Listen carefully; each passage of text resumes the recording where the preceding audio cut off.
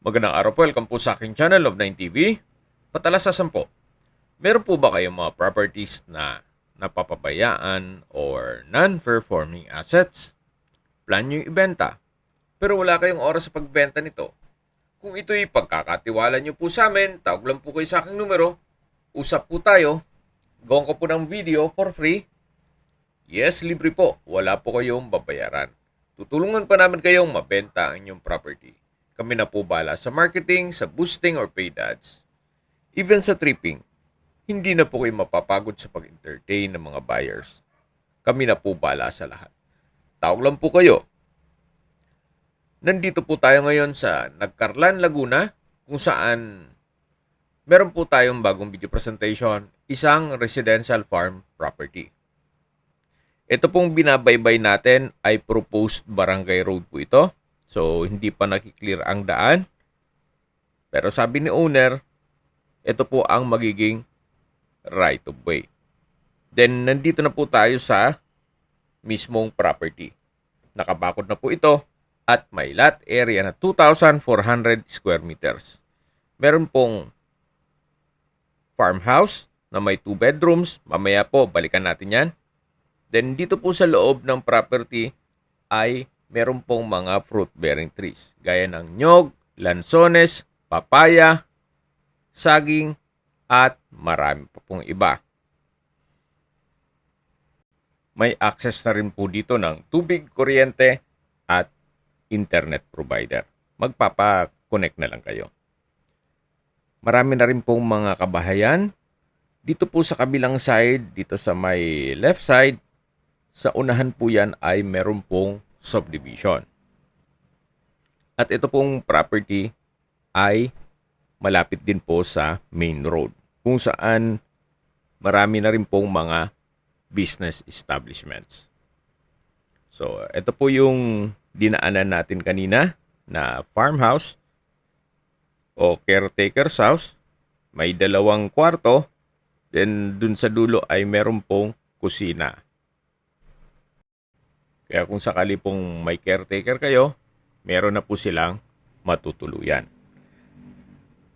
Mula naman po dito matatanaw natin ang pig pen. 3 butas po yan. Actually, may laman pa nga. So, kung sakali man na mahilig kayo mag-alaga ng mga hayop, meron na po kayong ulbo ng baboy o pig pen. Ang papalitan lang po dito ay ang bubong niya. Pero itong mga konkretong structure ay maayos naman. Sa kabila po ng bakod na yan ay parte pa yan ng 2,400 square meters. Opo, napakalaki po nitong property hanggang dun sa dulo. Nakatabi na po ng subdivision. Okay, sa distance, location at travel time portion na po tayo. Ito pong property ay walking distance lang po sa main road.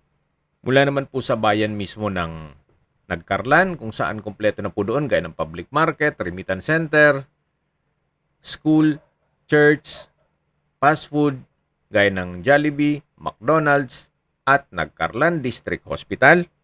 Ang distance is 3.4 kilometers at ang travel time is 6 minutes. Yan po yung lagi kong binabanggit sa inyo na dapat nyo i-consider sa paghanap ng property, yung meron pong malapit na hospital. Hindi ko naman po sinasabing sakitin kayo, yan naman po for emergency purpose lang naman.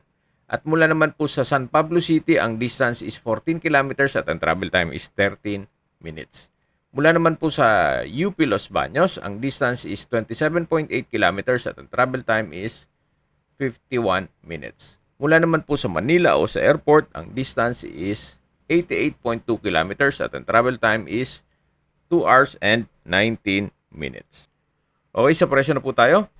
Binebenta po ito ni owner sa halagang 6,000 pesos per square meter. Kung may mga katanungan po kayo, tawag lang po kayo sa aking numero. At sa mga kababayan naman natin na sa ibang bansa, meron po akong Telegram. Sa mga iPhone user naman, may iMessage. Meron din pong Imo, Skype, Viber at WhatsApp. Same number lang po, 0917-316-3399. Sa mga nagtatanong naman po ng aming Facebook, meron po aming Facebook page na Love9TV at Facebook Reels Video. Meron din pong TikTok at Instagram. may ibang YouTube channel po kami na The Nov9 TV channel at Nov9 TV Listings. Meron din pong Nov9 TV on the spot. Sana po naibigan nyo ang aming video presentation. Paki-like and subscribe na lang po sa aking channel para ma-update din po kayo sa aking future listings. Kung sakali po hanap nyo yung mas malaking sukat na lupa, meron din po kami ibang listings na pwede nyong pagpilian. Huwag po kayo mag-atubiling tumawag sa amin, then let us know your budget para malaman namin kung anong property pwede namin alok sa inyo. Sa lahat pong viewers, subscriber at nagtiwala po sa amin, salamat po sa suporta. Ingat po kayo lagi at yung pamilya. Maraming salamat po.